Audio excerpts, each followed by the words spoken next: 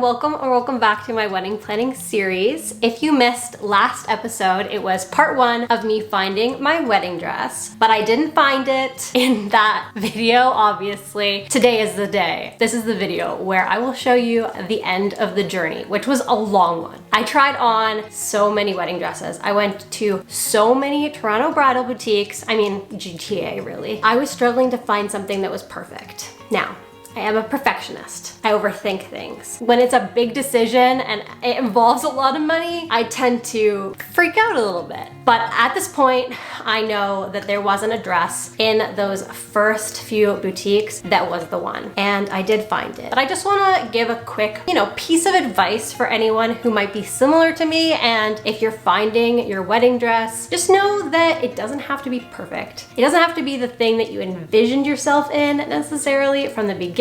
Just not to put too much pressure on yourself. The dress regret that I've heard people experience is definitely real, and I actually felt that way when I did go home. I overthought it for a long time. But going back and getting it altered and just like being in the dress, when I'm in it, I feel beautiful. I love it. So very happy with my choice. So yeah, watch me say yes to the dress. After a bit of a dress shopping break, we started off with Blu Ivory in Toronto and this dress. It's strapless off the shoulder with gorgeous appliques. I was really loving those. The only thing I didn't love was there was no detail going down the skirt, which is what I really wanted. The sleeves were detachable though, which was really nice. We even played with the sleeves going over the shoulder instead. I think this might have been my favorite way to wear the dress actually. I usually don't like strapless dresses on me, but because this had that V-neck and the way the shape was, it was really flattering, and I really did love this one.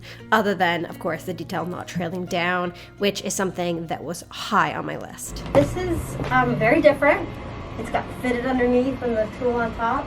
I don't like it as much as the one before, even with the strapless aspect.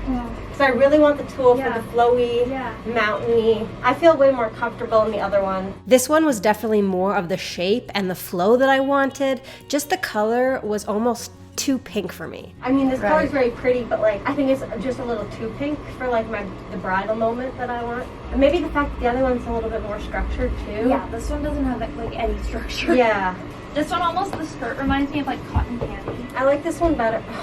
I don't know. Sorry. But yeah, I think I like this one better than the other one, even though I want the boning. Even though this had the exact shape that I wanted, the florals, just like the other one, didn't trail down the skirt, and they were almost just too simple that it just wasn't the dress for me. Because my wedding has come and gone, I'm gonna be pretty candid about what I actually wanted in this video, and you can probably tell that I am now narrowing down dresses to V neckline, A-line shape, and floral appliques with tulle, basically. Another thing I found pretty difficult while wedding dress shopping was the fact that dresses didn't always fit correctly. They were usually too big on me, which involved a lot of pinning and clipping to get the look of what it should look like after it was altered, but it didn't always look perfect. So that was really hard when trying to make a decision on a dress. But this was the next place we went to, and there was a lot of different dresses that you didn't really see in other bridal boutiques. This place was called Papilio. It was in Toronto as well, and the dresses were absolutely beautiful, like so unique and different. And while most dresses in this experience made me feel like a princess, this next one was on a whole other level. Yeah, sure, why not? We played around with a long sleeve on one arm just to see what it would look like, but this dress on its own with the loose off the shoulder tulle sleeves and the corset in the back and the boning in the front, just this dress made me feel more like a fairy princess than any other dress I'd ever tried on, which made me start to overthink what I wanted in a dress. Like in this moment, I really thought, should I just throw away the look that I really want and just get this dress?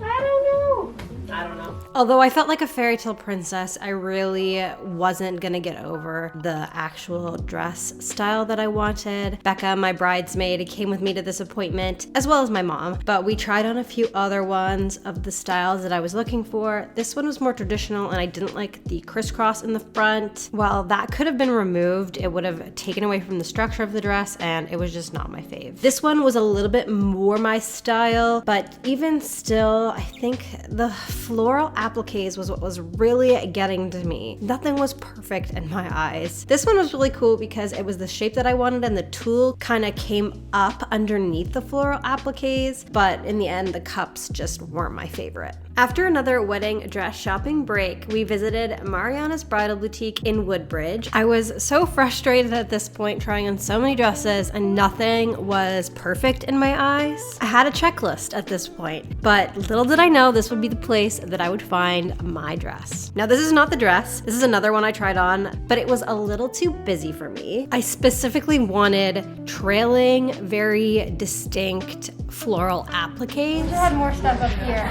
Yeah, to disguise the cups.